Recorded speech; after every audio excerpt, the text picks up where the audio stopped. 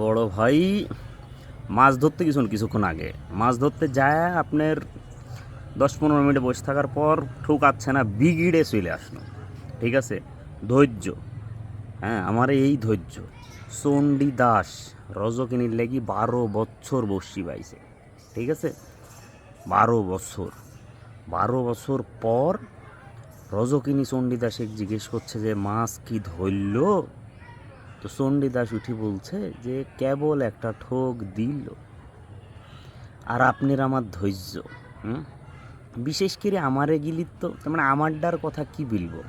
যদি কোনো কারণে সে আমাকে এসএমএস দিছে 12 সেকেন্ড যদি দেরি হয়, সে আমাকে এসএমএস দিছে 12 সেকেন্ড আগে, তো 12 সেকেন্ড পর যায় আমি দেখবো যে আমার তার মানে মেসেজ লিস্ট ভরে গেছে। ঠিক আছে, কই, কতি, কী করছো, কার সাথে আসো, কী ব্যাপার, আমাকে আর ভাল লাগছে না, এসএমএস চোখে পড়ে না, নতুন কাহো পাইছো, আচ্ছা ঠিক আছে। এরকম গেল। মাঝখানের গিলি তো বাদ, শেষের এসএমএস গিলে আবার এরকম আসবি।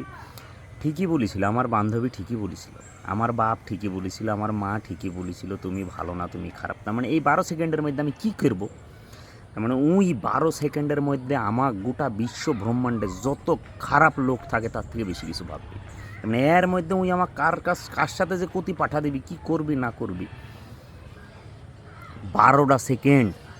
এরকমও তো হতে পারে যে আমি পানি খেতে গেছি, অথবা দেখা যাচ্ছে যে মানে কি, আসলে কিছু বলার নাই, একটু ধৈর্য ধরো।